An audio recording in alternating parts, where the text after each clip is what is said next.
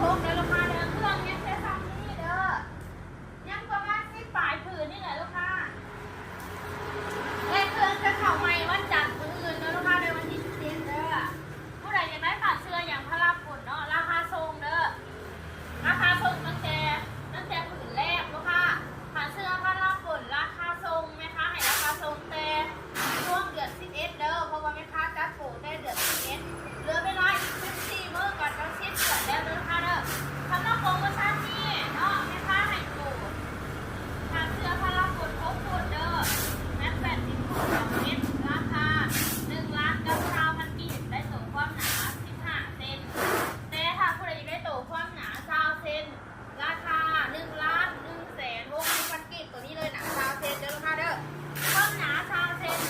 หรือว่า22 เซนผู้ใดทันว่าแท้เลยนะลูกค้าและโปรโมชั่นนี้เนาะเป็นผ้าเสื้อพระราปุ่นบ่มีเล็กบ่มีสปริงเด้อตัวความหนา20 เซนขนาด6 ฟุตเม็ด80คูณ2เม็ดราคา1,160,000 กีบเด้อลูกค้ามาซื้อได้เต้เฉพาะซื้อได้เฉพาะกับห้างนั่งจีกันนานเด้อห้างในค่าจะมีป้ายนะห้างเลยซื้อห้างนั่งจีกันนานเลยลูกค้าเด้อสำหรับผู้ใดอยากจะมาเบิ่งสินค้าหรือว่าโบฮูห้างเนาะสามารถโทรได้โทรมาทางเบอร์แอปก็ได้หรือว่าจะโทรมาทางเบอร์ทางโต๊ะก็ได้เด้อลูกค้าเด้อและ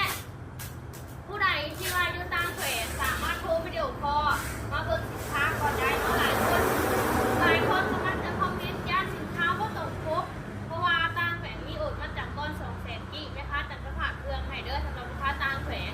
แต่ก็มีบวกเติมน้อยหนึ่งเด้อแม่ค้าจะเก็บปลายทางให้ถ้าลูกค้าอยากได้ราคานี้ก็คือต้องโอนเบิดเลยเนาะคือจะเอาตัวความหนา15 เซนโอนเบิดเลย1,900,000 กีบหรือว่าจะเอาตัวความหนา20 เซนก็โอนเบิดเลย1,160,000 กีบได้ตัว6 ฟุตคือกันเด้อเม็ด80คูณ2เม็ดเนาะ6 ฟุตเนาะหรือว่าเป็นผ้าเสื้อนอนได้3 คนเด้อ1 คืนเป็นผ้าเสื้อนอนครอบครัวนอนได้3 คนเด้อห้านไม่ค่าเนาะซื้อห้านนั่นทีละนั้น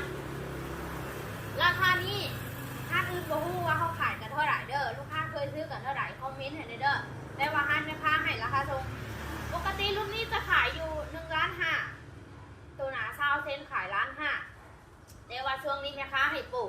1,160,000 กีบตัวหนา20 เซน6 ฟุตเด้อเม็ด80คูณ2เม็ดหรือว่าผู้ใดอยากได้ตัวถือก็มีเนาะตัวหนา15 เซน6 ฟุตคือกันเม็ด80คูณ2เม็ดคือกันราคา1,900,000 กีบเด้อลูกค้าเด้อ